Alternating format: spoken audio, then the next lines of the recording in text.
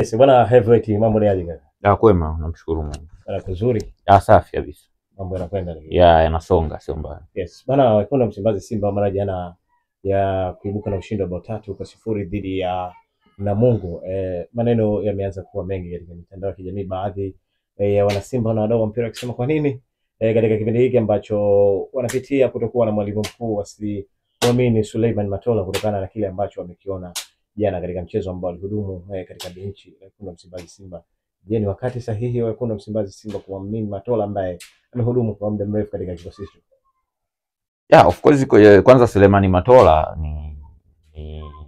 ni kocha mzuri kwa sababu before ya kuja Simba ameshawahi kuikoach Lipuli, mara mwisho kabla kuja Simba alikoach Police Tanzania, na hizi timu zote zilikuwa zinacheza mpira mzuri, zinacheza kimbinu, kwa hiyo na ndio ikawa sababu ya Simba kuweza kumrudisha nyumbani.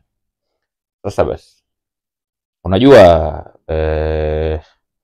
sisemi kwamba ni kocha ambaye hafai kuwa kwenye kikosi cha Simba au hafai kuwa kocha mkuu wa Simba, la hasha. Lakini tu naamini ni kwamba hata yeye mwenyewe Suleiman Matola pengine hakuonyesha utayari wa kuweza kutaka kupewa hiyo nafasi ya kuwa kocha mkuu, na pengine binafsi yake ameamua kuridhika kwenye nafasi ile ya kuisaidia Simba kwenye technical bench kama msaidizi ambaye atakuwa anafanya kazi na mtu ambaye ataaminiwa kama kocha mkuu.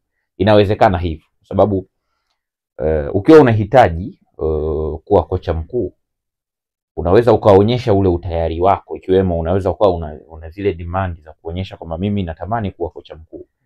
Kwa mfano kocha Hemed Ally nasikia kwamba alihitajika na Simba kama kocha msaidizi, lakini aliamini kwamba yeye anastahili kuwa kocha mkuu na anastahili kwenda na benchi lake la ufundi, na Simba wakaona kwa sasa hivi hawahitaji kocha mkuu kama yeye, kwa hiyo akawa deal lake likawa limeisha. Kwa hiyo Suleiman Matola kwa muda ambao amekaa Simba, amekuja Simba toka Disemba mwaka 2019 mpaka leo tunapozungumza ni takriban miaka 5 inaelekea. Kwa hiyo katika hii miaka 5 hajawahi kuonyesha kwamba labda ana shauku ya kutaka kuwa kocha mkuu na au kudemand kwamba bana mimi nahitaji sasa kwenda kutafuta timu sehemu nyingine niwe kocha mkuu, nimeshatoka kuwa kama kocha msaidizi. Na kwa hiyo anapenda kuisaidia Simba katika benchi la ufundi kama msaidizi wa mwalimu ambaye atakuja, na pengine ana kazi nzuri ambayo anaifanya pia, ndio maana viongozi wamembadilisha. Lakini pia nimpongeze kwa sababu mpaka sasa hivi ambao mashabiki wanamuimba na kuona kwamba anastahili kutoa timu. Kumbuka Suleiman Matola ameshawahi kupitia vuguvugu pia la mashabiki. Kipindi fulani Simba ilikuwa haifanyi vizuri, makocha wanakuja wanaondoka, wanakuja wanaondoka, yeye yupo, mashabiki wakaanza kumuimba vibaya ambao aondoke, yeye anahudumu timu, anafanyaje, mbona makocha wakija yeye anabaki, wanaondoka yeye anabaki na nini. Nafikiri ulisikia hizo kelele. Kwa hiyo pamoja na haya bado aliamini kwamba ana nafasi ya kuweza kusaidia Simba katika technical bench, na aliweza kuhandle hiyo pressure ya mashabiki kumsema na vitu kama hivyo, ambayo ni kitu ambacho huwa mara nyingi kinakuwa kina effect kubwa sana kwa makocha. Nafikiri mifano ipo kina Benshika wale ameshawahi kuzomewa USM Alger pale na ikapelekea kuamua kujiuzuru na vitu kama hivyo. Kwa hiyo ni kitu ambacho nampongeza kwa sababu aliweza maintain ile pressure. Sasa safari hii upepo umekuja mzuri sasa kwa upande wake, na anapewa timu katika wakati mgumu ambapo kocha mkuu ameiacha baada ya kunini project yake, na sasa mashabiki wanaona kwamba bora angepewa timu, kwa sababu pia aliweza kuwapanga wachezaji ambao chini ya kocha aliyopita aliona kama hawastahili kuanza kikosi cha kwanza, na alikuwa na stick na wale wachezaji ambao yeye anaamini wanafaa kikosi cha kwanza, na wachezaji wengine wameweza kuperform vizuri zaidi akiwa ndani ya mechi yake ya kwanza tu, kama ya pili na maanisha kama kocha wa mpito. Unazungumzia kina Joshua Mutale au kina Maurice Abraham, yani performance ambao wameonyesha ndio inawafanya pia mashabiki waweze kuona yes, huyu kocha anastahili kuwa kama kocha mkuu. Lakini hiyo nilikuwa tunawapa introduction. Ila issue ni kwamba kama watu wanampenda, maana mpaka wanataka apewe kocha mkuu, maana si wanampenda, wanamuappreciate, wanaamini katika uwezo wake, na wanaamini katika uwezo wake, wanamuappreciate, si ndio? Yeah. Basi nafikiri kama wanampenda wanabidi waelewe kitu kimoja, kwamba Selemani Matola anavyokuwa kocha msaidizi Simba Sports Club anakuwa salama zaidi kuliko anavyotaka kumpa pressure ya kuwa kocha mkuu. Umenielewa? Yaani Simba pale Selemani Matola sasa akiwa Simba pale kama kocha msaidizi kwake ni salama, na ana uwezo wa kufanya kazi Simba muda mrefu zaidi na kuisaidia Simba katika idara ya technical bench kwa muda mrefu zaidi kuliko pressure ya kumpa kocha mkuu. Umeelewa? Kwa sababu Simba ni miongoni mwa vilabu ambavyo tunaita vina coaching carousel. Coaching carousel unajua, yani klabu ambayo haina wastani wa muda mrefu wa kudumu na kocha mkuu. Ni miongoni mwa vilabu vyetu. Hizi zote ni coaching carousel. Yani kocha anakuja leo, baada ya miaka miwili hayupo. Kwa labda nikwambie tu kwamba Selemani Matola angekuwa kocha mkuu wa Simba asingeweza kudumu kwa miaka 5. Sio rahisi. Asingeweza. Sawa? Yani asingeweza kwa sababu mashabiki zetu sisi wana pressure ambayo haina maana. Hata kipindi ambacho Simba wanachukua ubingwa mara 4 mfululizo, sio kwamba ilichukua na kocha mmoja, walipita makocha chungu mzima hapo katikati. Alianza Ausems mwenyewe, akaja Sven van der Broek, ndio bwana, akaja Didier Gomez da Rosa. Kwa hiyo tu inakupa picha kwamba Simba ni timu ambayo haiwezi kukaa na kocha muda mrefu. Kwa kama wanataka Selemani Matola waendelee kumuona pale Simba, nafikiri kuwa kocha msaidizi kwake inaweza ikawa na faida zaidi kuliko kuanza kumpa pressure kuwa kocha mkuu. Ingawa mimi naamini kwa aina ya makocha ambao wamefanya nao kazi ana uwezo wa kuisaidia Simba kama kocha mkuu, lakini yeye mwenyewe sijaona kama ana huo utayari, na pengine anaona hilo, lakini vile vile mashabiki hawachelewi kukubali. Mashabiki wa Tanzania wana sura nyingi. Leo wanakusifia, kesho wewe mbaya, kesho kutwa unahujumu timu, kesho kutwa tena huyu ndo ana jembe letu. Yaani wana hizo sura zaidi. Kwa hiyo ni heri Selemani Matola aendelee kuisaidia Simba kwenye technical bench. Waje makocha wengine ambao watakuwa na vitu vyao na nini kitajika Simba wamefanyaje na nini, atasaidia timu kwenye caretaker pale. Ataichukua timu, ataiendeleza kipindi ambacho kocha mkuu ameamua kuondoka na nini. Iwe ndo sehemu yake ya nini. Kwa sababu mimi sioni kama Simba wanaweza wakawa na hiyo, sio Simba, sio Atletico Madrid kwamba igande na Simeone tu. Inapitia kipindi kigumu, Simeone yupo. Imefika finali ya Champions League, Simeone yupo. Imetolewa kwenye group stage, Simeone yupo. Timu imeshika nafasi ya 4, Simeone yupo. Imeshika nafasi ya 2, yupo. Imechukua ubingwa, Simba ipo hivyo. Simba mashabiki wake tu hujadeliver, yani umedeliver labda mwaka mmoja uliopita umefanya vizuri na nini, mambo yamekuja kukubadilikia mwaka unaofuata, mashabiki mdogo wanaanza unaelewa. Kwa hiyo ndio hivyo. Kwa hiyo kwa upande wangu mimi Selemani Matola binafsi mimi natamani aendelee kubaki Simba. Na kwa kuendelea kubaki kwake Simba akiwa kocha msaidizi ana uwezo wa kubaki muda mrefu zaidi. Kwa sababu sasa hivi ni miaka 5 sasa. Lakini ana uwezo wa kubaki zaidi kama atakuwa msaidizi. Lakini tukishaanza kumpa pressure ya kuingia pale kwenye ukuu, labda kwa namna ambavyo Matola amekaa kwa muda mrefu ndani ya kikosi cha Wekundu wa Msimbazi Simba, na namna ambavyo anafahamiana na kundi kubwa la wachezaji wengi wakiwa wamepita Simba, lakini anafahamu ile asili ya wachezaji wa Kitanzania. Endapo Simba atasema bana tajivika mabomu kwamba yes, kijana wetu huyu anaijua nini, kuna faida yote Simba wanaweza kunufaika nayo endapo wataamua hilo na Matola mwenyewe atakuwa tayari kubeba mikoba ya namna hiyo. Unajua nikisema kwamba kuna faida au hakuna faida, nitakuwa kama ana predict. Kwa sababu faida itakuwepo iwapo hicho unachokisema atakuwa anakifanya katika ubora. Awe ana select wachezaji bora. Umeelewa? Awe ana mbinu ambazo zinaendana na wachezaji ambao anawaleta au waliopo na vitu kama hivyo. Akifanya vitu kwenye ubora ndio itakuwa ndo faida yenyewe. Lakini vice versa pia kuna muda mwingine hiyo unaosema wewe kwamba anafahamiana na wachezaji inaweza ikawa advantage au disadvantage vile vile. Unashangaa katika kufahamiana naye na wachezaji ndio ikaleta labda useme ile upendeleo, anaita kwamba huyu bwana huyu nafahamiana naye na nini, lazima acheze na nini, kuna hiyo. Lakini kuna ushikaji kazini, labda wachezaji wanatoka nje ya wanafanya vitu ambavyo kinidhamu havifai kuwa sustained, lakini yeye akawa anaendelea kuwa nini, kuna nini. Kwa hiyo hizo ndo disadvantages zenyewe. Kwa hiyo kwenye ukocha principle ya kwanza ni kuhakikisha unasimamia discipline, lakini vile vile unampa nafasi mtu kulingana na anachokionyesha kwenye uwanja wa mazoezi, lakini vile vile wewe mwenyewe tactically uwe vizuri. Kwa hiyo unachoniuliza mimi, faida inaweza ikawepo kama tu atakuwa na anafanya mambo katika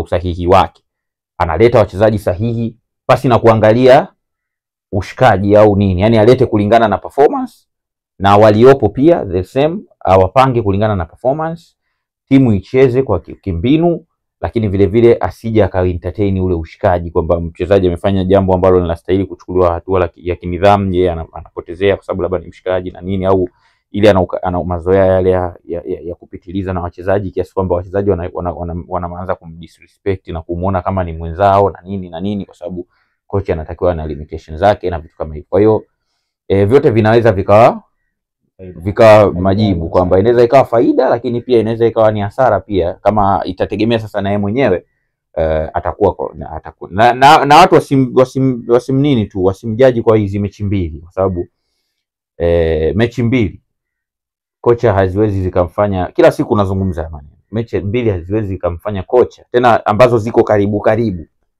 zikamfanya kocha awe ameshatafsirika kwamba mbinu zake zishajulikana, aina gani ya wachezaji, kwa sababu pale alichokifanya ni kama kurefresh morale tu kwa Morris Abraham labda na Joshua Mutale, lakini inawezekana kwenye akili yake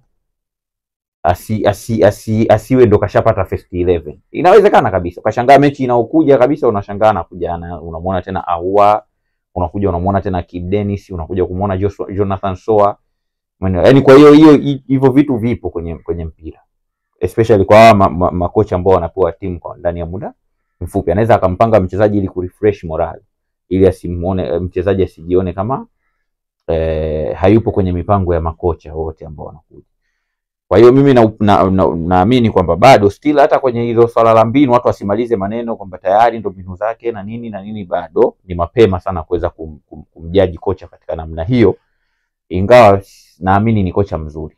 Yes, tumalize na hili Heavyweight katika kwa namna ambavyo unatazama wachezaji wa kikosi cha Wekundu wa Msimbazi Simba, ubora wao, sifa zao walizokuwa nazo katika kipindi hiki ambacho kumekuwa kukitajwa walimu wengi kwa wale ambao wanapatikana sasa hivi sokoni, kwa sababu kuna wengine ni ngumu kuweza kumiliki ile dau lao kulingana na uchumi wa vilabu vyetu.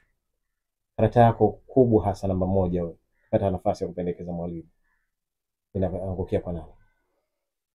Yeah, of course mimi nishasema mbona kocha ambaye nampendekeza mimi baada ya mechi tu ya Simba na Gaborone nilimtaja Dimitar Pantev, nikasema kwa nilivyomuona na nilivyomfuatilia, manake sikuanza kumzungumzia siku ya mechi, mimi nilimzungumzia before hata Simba hawajaanza kucheza naye. Nilizungumza nasema Dimitar Pantev ni kocha mzuri, anafundisha mpira mzuri, timu yake inaweza ikakulazimisha kucheza kwenye maeneo ambayo hauko comfortable nayo na nini. Kwa hiyo ni kocha ambaye ana uwezo mkubwa wa kuweza kuaminiwa na timu kama Simba, na akaja akaitoa ilipo na kuisogeza. Unajua Simba kama nilivyokuambia ni coaching carousel, atapewa muda wake mdogo, kama ataipa mafanikio na nini baada hapo wataondoka. Hata wanasema Simba makocha wanakuja wanajenga CV wanaondoka, lakini hata Simba pia unafanya kitu kizuri ukizingua kwa sababu kocha hata awe mzuri vipi lazima ana muda wake wa kukosea tu, utafika. Sasa sisi kwetu muda wa kukosea ukifika wewe umeisha. Yaani kocha anaweza akakosea lakini sio kwamba hana mbinu, anakosea lakini ukimpa nafasi nyingine yale makosa yanampa funzo fulani kubwa zaidi ambalo anaweza kaja akakufanya timu ikawa kubwa. Sasa ni ngumu sana kiongozi kumvumilia kocha ambaye anakosea, kwa sababu nyuma yake kuna pressure ya mashabiki wengi, na sisi mashabiki wetu wa mpira wa Tanzania uelewa wao wa soka ni upo chini ya 60%. Yaani hawana ule uwezo wa mpira wa kusema kwamba kuangalia kitu in positive and a negative way ndani ya muda mmoja, hawana. Yaani wao ni kwamba timu haiperform kocha aondoke. Umeelewa? Na ndio maana kuna reasoning ambazo zinatokeaga katika nchi za Tanzania, yani ya Tanzania tu labda na East Africa. Yani kuna reasons, yani unasikiza mtu reason yake anaotoa, yani sio ya kimpira hata kwa mbali yani. Unajua yani sio ya kimpira hata kwa mbali. Lakini ndo anaamini hii ndo reason yenyewe.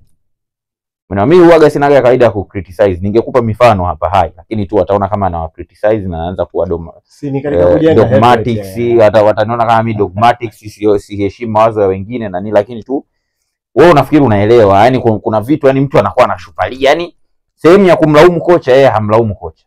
Analaumu kitu tofauti, yani cha mbali.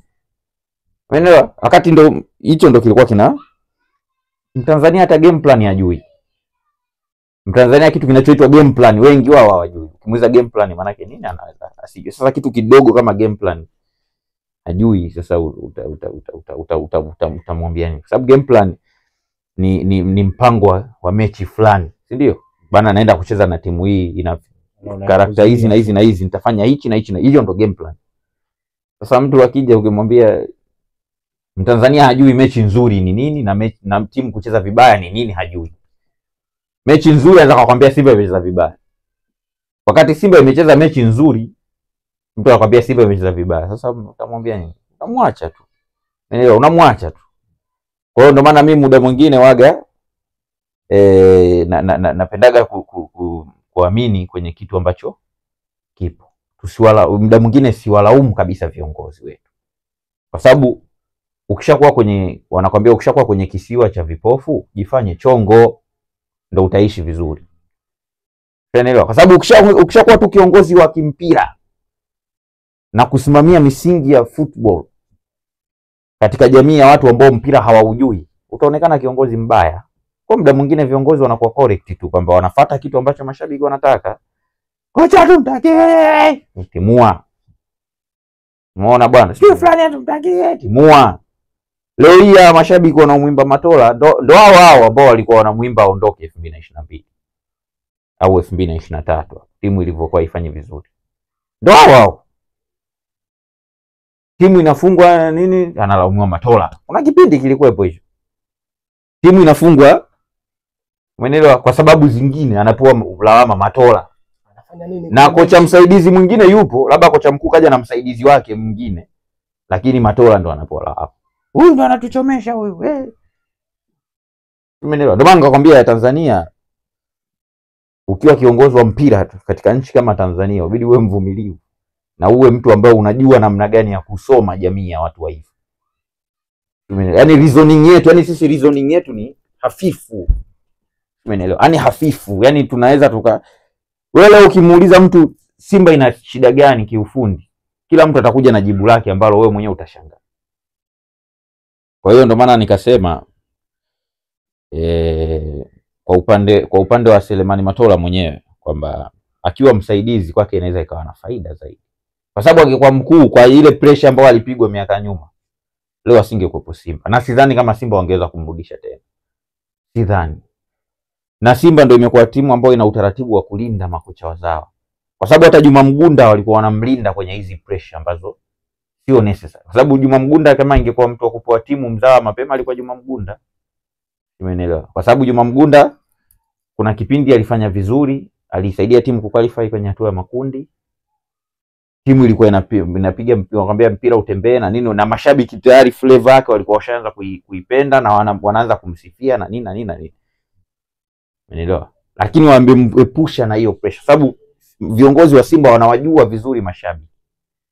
Mgunda angeenda mpinzani tu akiwa kwenye nyakati bora, Simba ikiwa basi Mgunda story yake ingeisha. Lakini umeona wamemprotect. Kwa hiyo ina maana kuna siku yote inaweza katokea Mgunda akaaminiwa akapewa timu. Umeelewa? Lakini je, angefukuzwa mfano kwa labda kwa matokeo mabaya, huwezi kumrudisha tena. Angepigwa goli 3 na Yanga mfano, ingekuwaje? Ungeweza kumrudisha Mgunda mashabiki wakaelewa? Kwa hiyo wamemprotect. Kwa hiyo hata Selemani Matola mimi naamini Simba wanamprotect. Wanatamani aendelee kubaki Simba. Kwa hiyo lazima watumie mbinu za kumprotect kocha ili asije akapata ile majanga yatakayomfanya asiweze tena kuendelea kuifundisha Simba. Sawa. Kwa hiyo kwa upande wangu mimi naamini namna rafiki ni kumwacha Selemani Matola awe kocha msaidizi. Pressure ya kocha mkuu apewe mgeni, baba, hata kama itambabua atajua mwenyewe huko mbele ya safari ataondoka bwana. Kuliko Selemani Matola, kwa sababu ana ile heshima. Unajua Selemani Matola kuna aina fulani ya heshima nayo kwa Simba. Kwa hiyo ni rahisi sana kuja kuipoteza kama atabebeshwa mzigo mzito kama huo. Yes. Bana, mimi nikushukuru sana. Nashukuru.